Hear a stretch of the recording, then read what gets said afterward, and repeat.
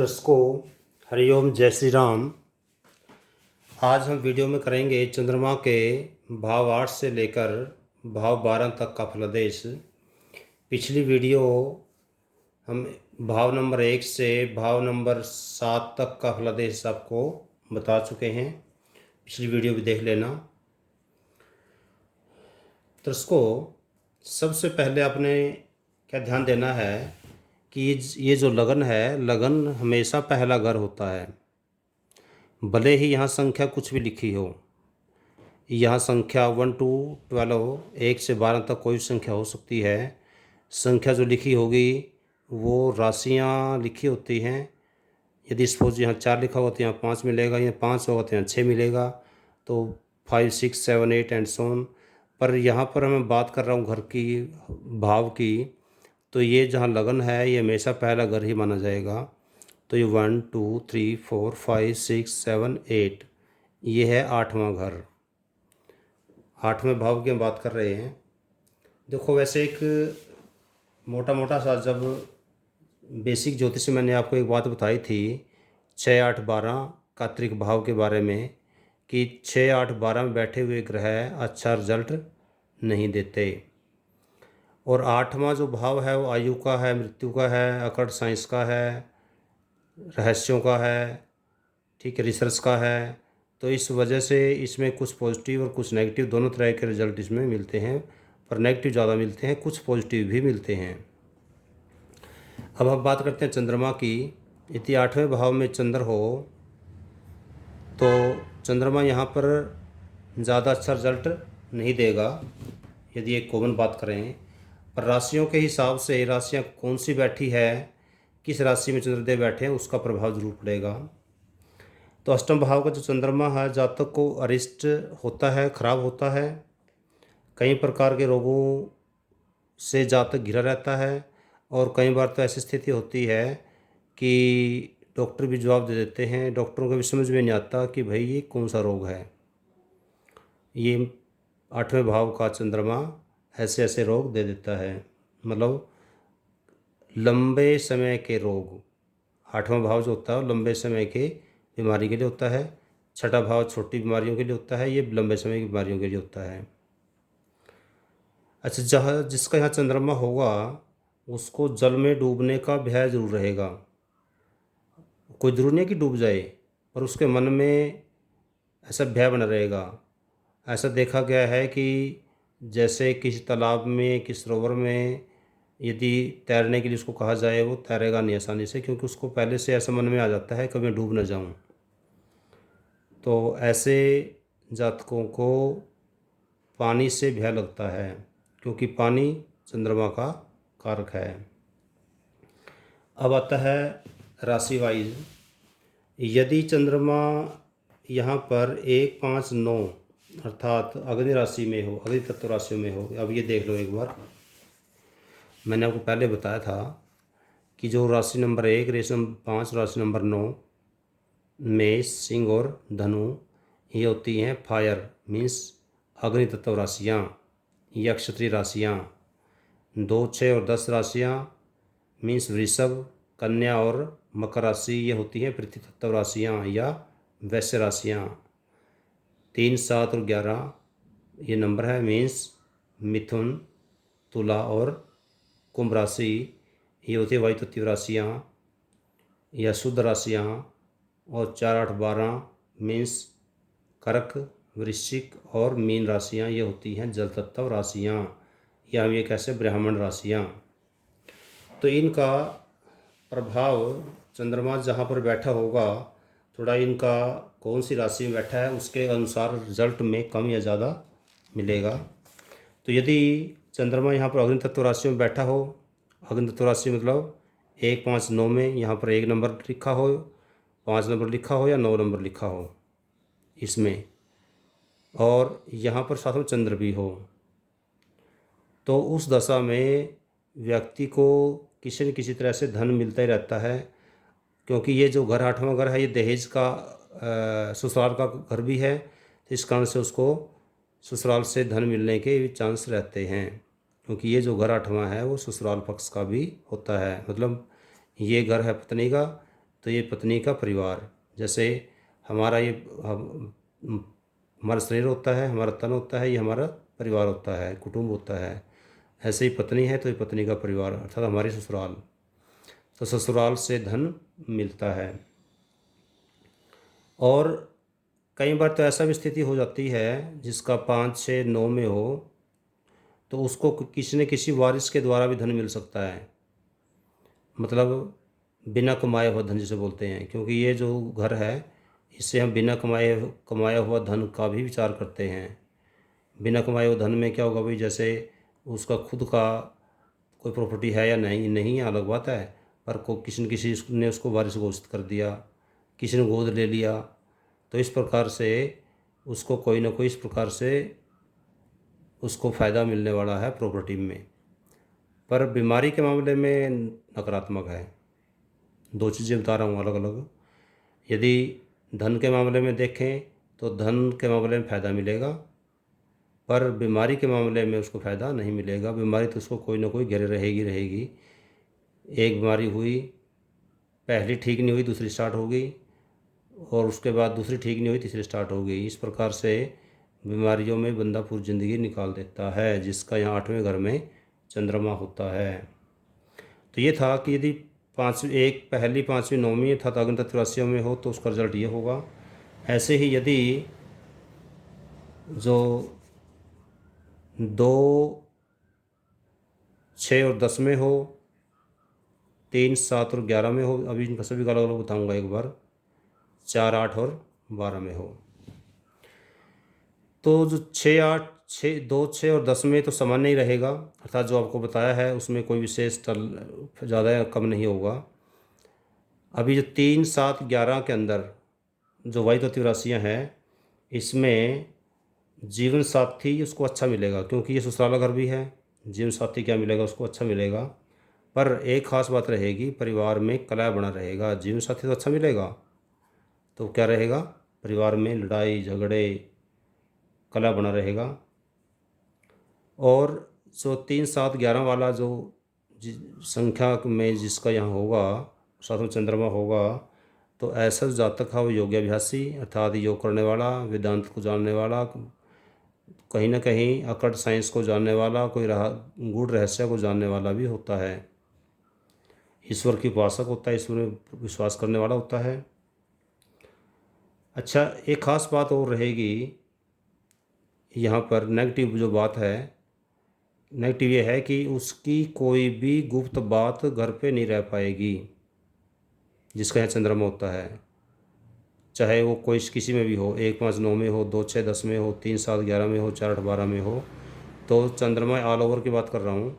यदि यहाँ चंद्रमा है, कोई चाहे राशि कोई भी हो, तो गुप्त बातें घर की नहीं रह पाएंगी, अर्थात ऐसी कोई घर की ऐसी गुप्त बात जिसके पता लगने से बंदे को जेल तक हो सकती हो, ऐसी गुप्त बात भी बाहर पक्का जाएगी। और वो आपकी खुद की पत्नी बता सकती है या खुद के नौकर भी बता सकते हैं। तो इस प्रकार से, क्योंकि ये घर रहस्यों का भी है, तो और कोई भी जो गुप्त बात इसमें नहीं रह पाती, क्योंकि ये गुप्त बातों का घर भी है। अच्छा, एक ख़ास बात होगा और होती है इस घर में जिसका चंद्रमा होता है, 45वें साल जो होता है, जब स्टार्टिंग के दिन तो ठीक लगते हैं, 45वां साल में उसको लगभग ज़्यादा देखने में आता है कि यदि और कोई योग उसके पॉजिटिव ना हुए तो उसको धन नाशक योग भी बनता है, अर्थात 45वें साल उसको कोई ना कोई आर्थिक हानि होती है। और यदि और कोई पॉजिटिव योग हुए तो उसमें हानि में कमी आ जाएगी, और यदि योग और भी कुछ खराब हुए तो हानि में और ज़्यादा बढ़ोतरी हो जाएगी। क्योंकि पिछले वीडियो में आपको हर बार बताता हूँ कि किसी भी भाव में योग में वृद्धि या कमी दूसरे ग्रहों की दृष्टि पे भी निर्भर करता है। इस भाव पे यदि शुभ ग्रहों की दृष्टि हुई, शुभ ग्रह मतलब बृहस्पति या शुक्र, मतलब देवगुरु बृहस्पति और दैत्य गुरु शुक्र, दोनों गुरु हैं, दोनों गुरुओं की दृष्टि किसी की भी यहाँ पर पड़ती है तो वो नकारात्मकता कम हो जाएगी और यदि इसमें पाप ग्रहों की दृष्टि पड़ती है, जैसे कि राहु की दृष्टि है, केतु की दृष्टि है, शनि की दृष्टि है, मंगल या सूर्य की दृष्टि भी है, तो इसमें अशुभता और ज़्यादा बढ़ जाएगी। तो इस प्रकार से शुभता और अशुभता का जो प्रभाव है वो इस प्रकार से हम देखते हैं। अगले बात हम करते हैं, यदि चंद्रमा ये 9वें घर में हो यहाँ पर, तो सबसे पहले तो आपको पता होना चाहिए, पिछली वीडियो मैंने एक पूरी वीडियो बना रखी है कि किस घर से हम क्या विचार करते हैं।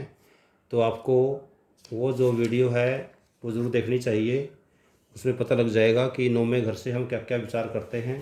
क्योंकि यदि इस घर में पूरा बताऊंगा तो दोबारा से वीडियो काफ़ी लंबी हो जाएगी। तो आपने ये देख लेना है कि जैसे मोटा मोटा बता रहा हूँ कि ये जो घर है ये धर्म का हमारे भाग्य का, पिता का स्थान भी यहीं से देखते हैं। ठीक है, हमारी जो छोटी साड़ी है, छोटा साड़ा है, वो भी यहीं से देखते हैं। रिश्तों की बात करें तो हमारी जो तीसरी संतान है वो भी यहीं से देखते हैं। तो इस प्रकार से ये जो घर है ये हमारे लिए बहुत महत्वपूर्ण घर है, क्योंकि सबसे मेन बात है कि ये धर्म कर्म का घर है। ठीक है, यदि हमारे धर्म कर्म नहीं होंगे तो प्रारब्ध का जो हम भोग रहे हैं वो कैसे कटेगा, क्योंकि क्रियावान कर्म के द्वारा ही हमारा प्रारब्ध कटता है। तो 9 भाव में चंद्रमा हो तो जातक धर्मपरायण होता है। एक प्लस पॉइंट तो यह है कि उसमें जो चंद्रमा यदि यहाँ होगा तो क्या होगा, बच्चा धार्मिक होगा। और एक ख़ास बात और होगी, जो उसके जो कुल की परंपराएं हैं उसको मानने वाला भी होगा। आपने देखा होगा कुछ लोग तो ऐसे होते हैं, आजकल के जो बच्चे हैं, कुल की जो परंपराएं हैं, विरासतें हैं, जो माँ बाप कहते हैं बेटा हमारे परिवार में ये रीति रिवाज है, उनको श्रद्धांजलि दे देते हैं, अर्थात उनको नहीं मानते। पर जिसका चंद्रमा यहाँ होगा तो वो अपने पूर्वजों की परंपराओं को मानने वाला होगा और संपत्ति का भी पूरा सुख भोगेगा। संपत्ति का भी पूरा सुख भोगेगा। तो कहने का मतलब ये है कि चंद्रमा यहाँ पर अच्छा रिजल्ट देता है। अच्छा, ये घर क्योंकि लंबी यात्रा का भी होता है और चंद्रमा सबसे तेज चलने वाला ग्रह है, बल्कि विदेश का जो हम देखते हैं उस समय चंद्रमा की स्थिति भी हम देखते ही हैं, और राहु के साथ साथ। तो ऐसा क्योंकि ये लंबी यात्रा का घर है, तो ये यहाँ पर जो चंद्रमा जिसका होगा वो यात्राओं का शौकीन भी होगा, क्योंकि चंद्रमा बहुत तेज चलने वाला ग्रह है, एक जगह नहीं ठहरता, तो उस व्यक्ति को एक जगह ठहरने नहीं देगा, ज़्यादा धार्मिक यात्राएं कराएगा। क्योंकि ये घर किसका है, धर्म का भी है। क्योंकि यात्रा करेगा तो उसके प्रवास भी ज़्यादा होंगे, अर्थात एक जगह टिक के रहेगा नहीं, कभी कहीं रहेगा कभी कहीं रहेगा। हाँ, बस कुछ राशि के आधार पर बात करें तो जो पृथ्वी तत्व राशियाँ होती हैं, पृथ्वी तत्व राशियों में आपको जो दोबारा से बता रहा हूँ, जैसे दूसरी, छठी और 10वीं राशि पृथ्वी तत्व राशियाँ, इसको मैं यही रख देता हूँ आपको ताकि ध्यान रहे आपको। पृथ्वी तत्व राशियों में जातक शिक्षा प्राप्त करने में थोड़ी अड़चनें उसको आएंगी, यदि चंद्रमा किस में हो, 2, 6 और 10 में हो। तो उसमें कई बार ना जातक की बच्चे की शिक्षा भी रुक जाती है। चंद्रमा हालांकि यहाँ धर्म कर्म के लिए अच्छा है, पर शिक्षा के मामले में यहाँ पर अच्छा रिजल्ट नहीं देगा। चंद्रमा यदि स्त्री राशियों में हो, स्त्री राशियाँ कौन सी है, ये वाली देखो, जो सम राशियाँ होती हैं, सम नंबर होते हैं 2, 4, 6, 8, 10 और 12, ये सारी स्त्री राशियाँ होती हैं। 1, 3, 5, 7, 9 और 11 ये सारे पुरुष राशियाँ होती हैं। पुरुष राशियाँ हम क्रूर होती हैं और स्त्री राशियाँ सौम्य होती हैं। तो अब इसमें ध्यान देना होगा कि यदि स्त्री राशियों में हो तो उस समय में पुत्र संतान प्रायः अधिक आयु में प्राप्त होते हैं। मतलब जैसे बड़ी उम्र में होने के बाद ही उसको पुत्र रत्न की प्राप्ति होती है। कई बार आपने देखा होगा, कई बार शादी होगी, कई साल बच्चे नहीं होते, वो कोई प्राकृतिक कारण हो जाता है, ग्रहों का चाल है। पिछली वीडियो मैंने बताई भी थी कि बच्चों के लेट होने का क्या कारण है। और ऐसे ही यदि पुरुष राशि में हो तो फिर ज़्यादा दिक्कत नहीं आती, फिर बच्चे जल्दी हो जाते हैं और लड़का भी जल्दी हो जाता है। पर स्त्री राशियों में हो तो लड़का होने में देरी लगती है, लड़की हो जाती है तो लड़का उसको लेट होता है। तो इस प्रकार से ये 9 था 9वां घर। 9वां घर में कुल मिलाकर के यदि निष्कर्ष निकालें तो जो हमारा चंद्रदेव हैं 9वें घर में अच्छा ही रिजल्ट देते हैं, कुछ नकारात्मक बातों को छोड़ करके। अब हम बात करते हैं 10वें घर की। 10वें घर में चंद्र ग्रह हो। देखो 10वां घर कर्म का घर है। कर्म का घर होगा तो क्या होगा, अब कर्म का सीधा संबंध चंद्रमा से होगा। चंद्रमा अपने अनुसार कर्म को प्रभावित करेगा। हालांकि यदि जो संख्या लिखी होती है, संख्या का स्वामी है, उस राशि का स्वामी है, वो भी उसको प्रभावित करता है, पर अंदर बैठा हुआ ग्रह उसको ज़्यादा प्रभावित करता है। 10वें भाव में चंद्रमा हो तो सुफल देता है, क्यों कर्म भाव है ये। ऐसा जातक धन एवं मान सम्मान दोनों प्राप्त करता है, क्योंकि ये जो घर है वो कर्म का तो है ही है, साथ में मान सम्मान का घर भी यही है, इज्जत स्टेटस का घर यही है। और ऐसा देखा गया है ज़्यादातर जिसके चंद्रमा 10वें घर में होता है वो ज़्यादातर कुलीन होता है, मतलब अच्छे कुल में जन्म लेने वाला होता है। यदि आपके पास कुंडली आए 10वें भाव में चंद्र हो तो आप देखते ही उसको पहचान जाओगे कि भी इस जो जातक का जो जन्म है वो अच्छे कुल ऊंचे कुल में हुआ है। ऊंचा कुल का मतलब केवल पैसे से नहीं है, ऊंचे कुल से मतलब उसकी स्टेटस से है, उसकी गांव में या शहर में जहाँ भी रहता है उसको मान सम्मान से है। ठीक है, तो केवल पैसे से नहीं, क्योंकि पैसा दुनिया के पास होता है, तो इसमें पैसे के साथ साथ साथ में उसका स्टेटस और उसके रुतबा उस पर डिपेंड करता है। अच्छा, एक खास बात रहती है जिसमें चंद्रमा 10वें घर में होता है, वो परिस्थितियों के अनुसार अपने आप को बड़ा जल्दी ढाल लेता है।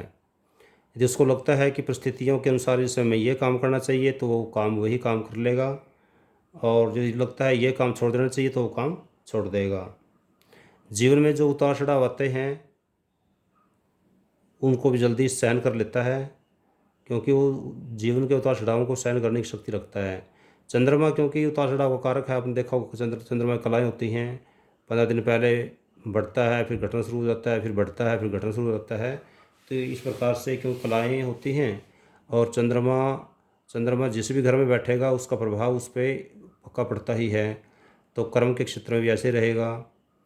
तो उतार चढ़ाव कर्म के मामले में उतार चढ़ाव भी आएंगे, और कई बार ऐसा होगा भी काम में करने में जोश आएगा, कई बार काम करने में जोश कम हो जाएगा। अच्छा, इसमें आपने ध्यान देना है कि यदि किस राशि में चंद्रमा है, यदि चंद्रमा चर राशि में हो, राशियाँ को हम 3 तरह में डिवाइड करते हैं।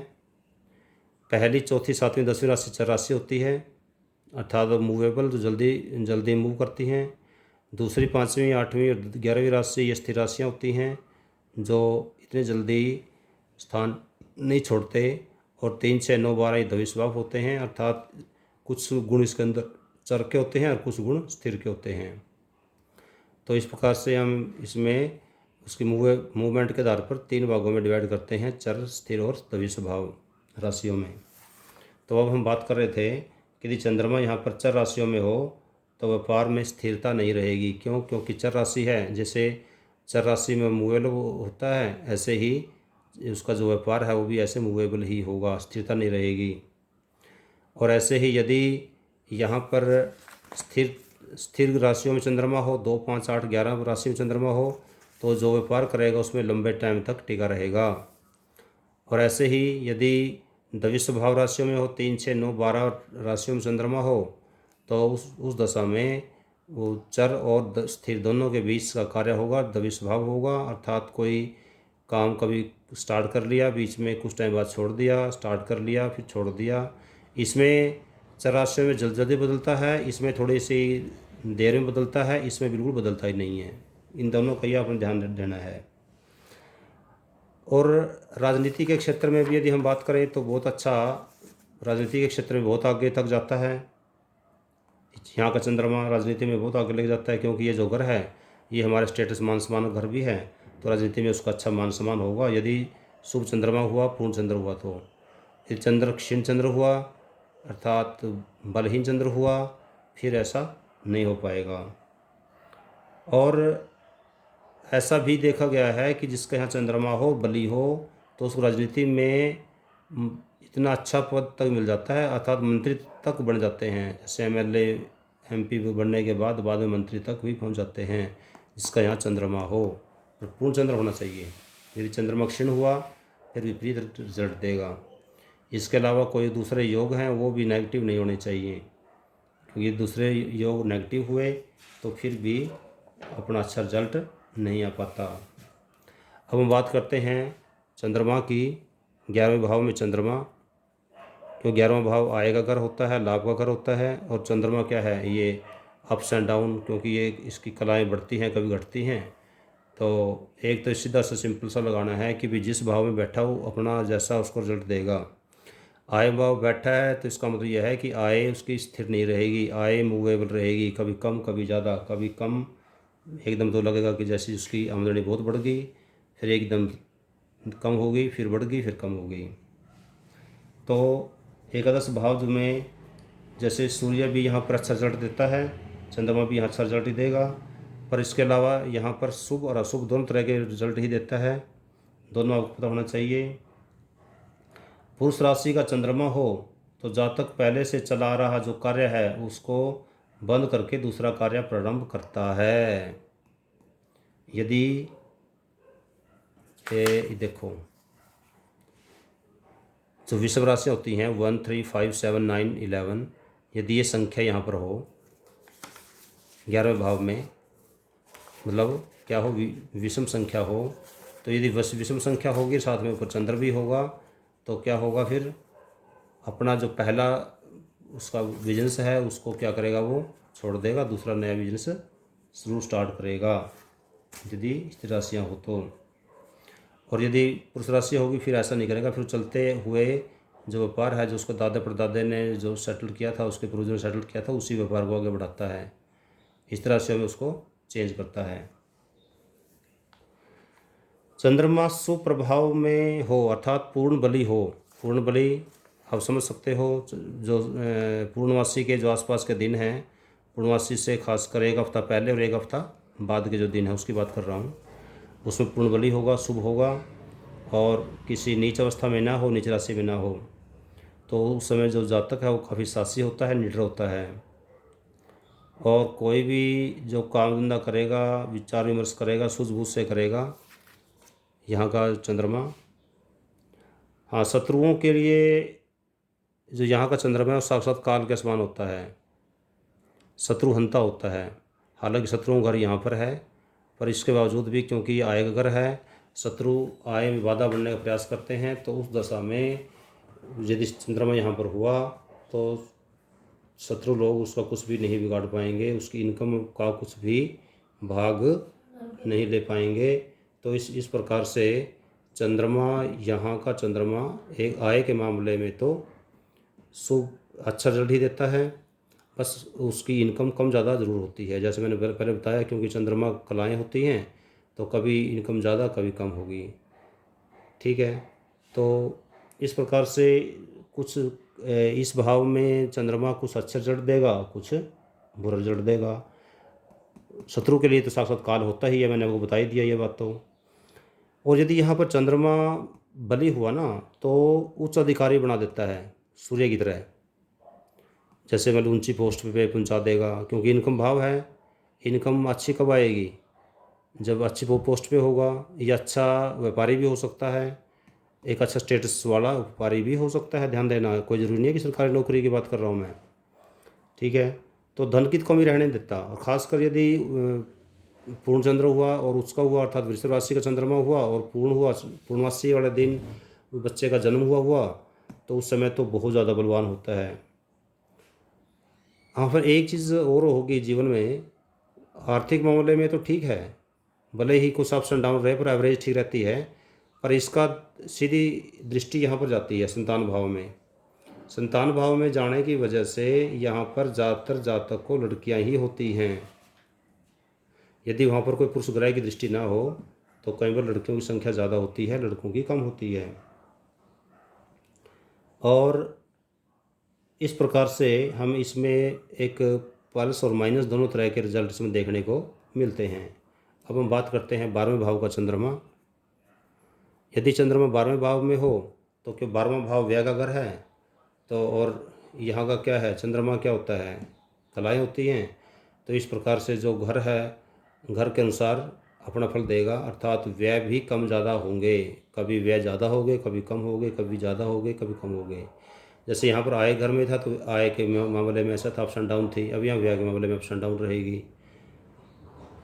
ये घर क्योंकि हॉस्पिटल का घर भी होता है और ये घर विदेश का घर भी होता है। विदेश के मामले में ये घर अच्छा है उसके लिए, क्योंकि चंद्रमा क्योंकि सबसे तेज चलने वाला ग्रह है, तो विदेश के मामले में जातक की सहायता करेगा, विदेश ले जाने में जातक की मदद करेगा। क्योंकि हॉस्पिटल घर भी है, तो इस प्रकार से जो चंद्रमा है उसको अपनी जो अशुभता होने की वजह से जो भी बीमारियाँ होंगी, बीमारियाँ भी देगा। जैसे खांसी, जुकाम, नज़ला आदि आदि जो बीमारियाँ होती हैं जो चंद्रमा द्वारा प्रदत्त होती हैं, ऐसी बीमारियाँ दे सकता है। तो इस प्रकार से घर 12वें भाव में भी चंद्रमा के अच्छे और बुरे दोनों तरह के रिजल्ट देखने को मिलते हैं। और इसमें हमने और भी कई बातों को ध्यान देना होगा, क्योंकि चंद्रमा यहाँ है तो इस किसी दृष्टि यहाँ पर है, ये दृष्टि ये रिपु का शत्रु का स्थान है। तो यदि चंद्रमा बली हुआ तो सीधा ये जैसे यहाँ था, यहाँ पर भी ऐसे ही शत्रुओं की तरह काल बन के टूटेगा। ये चंद्रमा बली होना चाहिए फिर, और उसके शत्रु भी इतने ज़्यादा हैवी नहीं हो पाएंगे। सरकारी नौकरी में भी हेल्प करेगा, क्योंकि ये घर सरकारी नौकरी का भी है। यदि उसका चंद्रमा हुआ और बलि चंद्रमा हुआ तो आपके जीवन में एक नया मोड़ लेके आएगा, एक नई दिशा मिलेगी जीवन को। और यदि दक्षिण चंद्रमा हुआ, बच्चे का जन्म अमावस्या के आसपास हुआ, या डिग्री कम हुई, या नीच का हुआ, क्योंकि चंद्रमा वृश्चिक राशि में नीच का होता है। यदि वृश्चिक राशि में 8वें नंबर पर राशि में हुआ तो नीच का होगा, तो उस समय नेगेटिव रिजल्ट देगा। अर्थात उस समय शत्रु भी हावी होंगे, उस पर कर्ज भी चढ़ेगा और सरकारी नौकरी में भी बाधक बनेगा।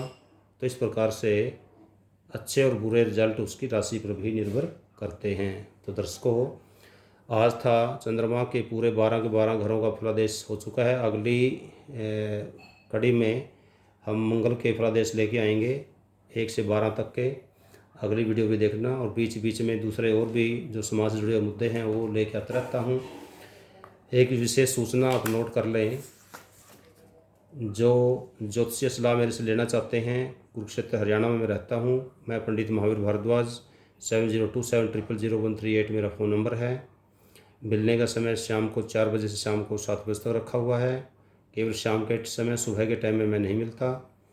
और जो चाहते हैं घर बैठे कुंडली दिखलाना चाहते हैं, सेवा लेना चाहते हैं, तो इसी नंबर पर व्हाट्सएप कर दें। तो व्हाट्सएप के माध्यम से या कॉल के माध्यम से आपकी समस्या का समाधान करने का प्रयास किया जाएगा। जब तक कोरोना काल चल रहा है, जब तक घर पे देखना मैंने बंद कर दिया है। तो इस प्रकार से जो कुरुक्षेत्र आसपास के दर्शक हैं, वो यदि कोई सलाह लेना चाहते हैं तो कृपया केवल और केवल व्हाट्सएप के माध्यम से ही सलाह लें। धन्यवाद। पुनः जय श्री राम। अब आपने इस चैनल को सब्सक्राइब करना है, ज़्यादा ज़्यादा लोगों को शेयर करना है, ताकि मेरा हौसला बना रहे। मैं आपके लिए इतने अच्छे पॉइंट्स लेके आता हूँ, अच्छे टॉपिक लेके आता हूँ। तो उसके लिए आपको भी मेरा जो ना मार्गदर्शन करना चाहिए, सुझाव देते रहना चाहिए कि गुरुजी ऐसे नहीं, ऐसे करोगे ज़्यादा अच्छा रहेगा। तो पुनः जय श्री राम। हरि ओम।